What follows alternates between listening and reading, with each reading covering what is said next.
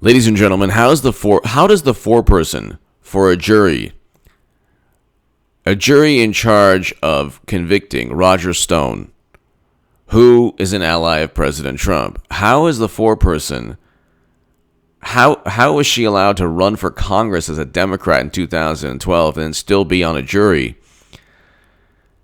to decide the guilt or innocence of an ally of President Trump who was caught up in a 3-year probe that included a special counsel based on a dossier purchased by Clinton, where the culmination was so weak and pathetic and inept, they couldn't include anything to do with Crossfire Hurricane or the Mueller probe special counsel. They couldn't include anything regarding that within the articles of impeachment. Why is that? I thought there was bottomless corruption. I thought that Trump doesn't know what the rule of law is, or he's tarnished or broken or shattered the rule of law all the time. The corruption is bottomless. Richard Nixon is a saint compared to Trump. Okay, the articles of impeachment did not list a crime. Why is that? Why didn't the articles of impeachment list a crime? I'm wondering. Maybe because Democrats knew that everything they had done to Trump was fabricated. And this is an example. So not only was the foreperson not only did this person run as a Democrat, revealed role in a jury in a Facebook post defending 4 prosecutors who quit the Stone case in protest over revision to the Trump confidant's recommended prison time. Notice the glee, the sense of fulfillment, the maniacal, rabid, insidious sense of gratitude or fulfillment or some of appreciation. It filled their souls with happiness to see Roger Stone and others and Michael Flynn and, battling it out and George Papadopoulos, his life almost ruined. They wanted to see everyone around Trump suffer. It doesn't matter if they were guilty or not. Well, they know that Roger Stone and Michael Flynn, who's an honorable man, should be pardoned tomorrow. They know that George Papadopoulos should have been pardoned a long time ago. They know that Michael Flynn should have been the first person pardoned. And so Assange should be pardoned. Of course, I wrote that in the Daily Caller twice. I'm reading Daily Caller articles right here. But I wrote that 2 articles at the Daily Caller, Free Assange, and another article right after President Trump won, saying that he should pardon. He should be pardoned. And then I wrote an article in the Times of Israel, but regarding pardoning Assange. But notice how anyone that they've concluded did something wrong to the Democratic Party, or anyone that they view as close to Trump, they want to suffer. The Democrats are like, they lack a moral compass, yet they pontificate. They are the ones who will condemn and judge, but they're filled with the most vile, insidious type of revenge and retribution within them. They're like, oh my God, look at what Trump is doing. Oh, he's so mean. He's creating such a negative environment. No, they're creating the negative environment. Stone shouldn't have been prosecuted. They say, well, this is all they've said the past 3 years. Well, Michael Flynn lied to Peter Strzok. Well, Peter Strzok should never have investigated him in the first place. And Peter Strzok said, we will stop Trump. So he ceased to be an FBI official. He was an operative of the Democratic Party. Well, the levers of government. If you lie to Congress, well, let's not go into the list of Democrats who've lied to Congress. But they say Roger Stone obstructed justice. The Mueller probe was unlawful to begin with. It was started because of Comey's memos. And it was based on a dossier purchased by Clinton. The 30 people indicted, not one of whom were listed in the articles of impeachment in any way, shape, or form, were caught up in process crimes. But here, not only do you have one of the main jurors who ran as a Democrat, here's what the lead juror, Roger Stone juror, said during a jury selection. As a former Democratic congressional candidate, revealed Wednesday. One of the social media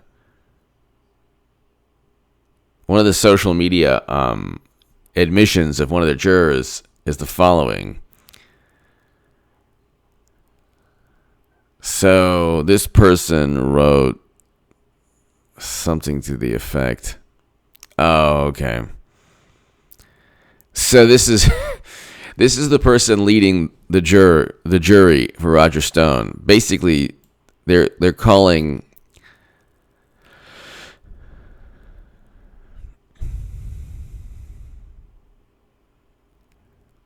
this person was calling Trump a Klan president in reference to the KKK, all these things. And basically was just saying how much. Quick question for Klan president, the 64% of Republicans who agree with his remarks and behavior. It's like, okay, you're supposed to be impartial. Could you imagine? And then it's just stop being racist, co-signing and defending racism. Okay, how is Trump racist if he signed the First Step Act, if he's presiding over a record low Black and Latino unemployment, and the unemployment rate for Hispanic and Latino men is below the national average? How on earth is he racist? So the things he said, well, just draw a T-chart. He didn't call young people super predators. That was Hillary Clinton. Oh, you forgave Clinton? Okay, well then I guess you can possibly forgive Trump for tweets that are mean. Trump presided over criminal justice reform. Clinton presided over mass incarceration. Okay. Trump doesn't embolden any racist, horrible people. Those people are horrible to begin with. They don't need anyone to embolden them. And they're going to just be themselves, always. It doesn't matter who's in office. But you look at President Trump, and it's like his policies have benefited people of all demographics, especially Black and Latino citizens. That's without a doubt. Okay, Clinton's policies have not. But there you go. So they call him racist, and it's like, in both rhetoric, did Trump destroy Libya? No, that was President Obama. There are now people being bought and sold in Libya. So, but allegedly Trump said a bad word about a country in that region of the world. Well, he didn't destroy a country, literally, through a failed NATO intervention. Then we can go down the list. President Obama drank Flint water and said that it wasn't poisonous. If Trump did that, oh my God, it would be, who knows what the hashtag would be. But nobody cared. That's the point. Anyway, so obviously the jury had serious bias against President Trump. Okay. And it's like, and not only that, you had the person leading the jury running for Congress as a Democrat. So so this is the Mueller probe. So the Mueller probe, when the Mueller probe was running the show, they didn't care. The juries were stacked with anti-Trump people. They didn't care. There was no objectivity. There was no sense of justice because it was all injustice. 9 years for Roger Stone. 9 years. The Trump pardon of Roger Stone, President Trump could simply, I don't think he should, but he could cite the words of one of the jurors who was leading the whole thing, who ran as a Democrat and who believed that Trump was this, racist monster. I mean, if the tables were turned, if you had FBI officials tweeting, "We will stop Clinton," if the tables were turned, what do you think MSNBC and CNN would say? If, let's say, Uma Abedin got indicted for, I don't know, transferring classified documents on her husband's laptop, and then with the 30 hazmat suits, the FBI, found a way to investigate that laptop and find out. Unlike the Comey letter, they said, oh yeah, we read 900,000 emails. Yeah, right. There's a classification process for each of those emails. They didn't go to all the agencies where the emails were sent to or had anything to do with. They're like, oh yeah, we looked and there was no classified info. Then a year later, they're like, oh yeah, well there was classified information, and they were still okay with it. But the whole thing is nonsense. By the way, Hillary Clinton's running again. Whether she runs a day before the convention or tomorrow, I don't care. She will be the nominee. Clinton will be the nominee. Okay, Madam Secretary will be the nominee. All of this is, do you think that this machinery, this like vast government machinery that was leveled against President Trump, do you think that this is all by coincidence? Look at what's taking place right now. Not only did you have Roger Stone, you had 30 people. You had Michael Flynn battling it out in court. He should be exonerated completely. They set him up and framed him. You had corrupt FBI officials. Okay, there were corrupt FBI officials, by the way, who infiltrated civil rights groups.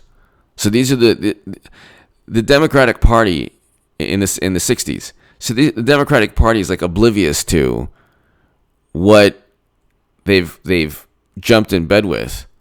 The FBI, corrupt intelligence officials, James Clapper, Brennan, people were actually talking about Avenatti 2020. Then you have just Jussie Smollett. That didn't work out too well. I mean, every single person that's gone after Trump, it hasn't worked. Okay, Biden is done. Biden is completely done. You're going to have the rest of this primary for the Democratic Party is going to be so hilarious. It is going to be an example of just the most absurd theatrical performance. Now you have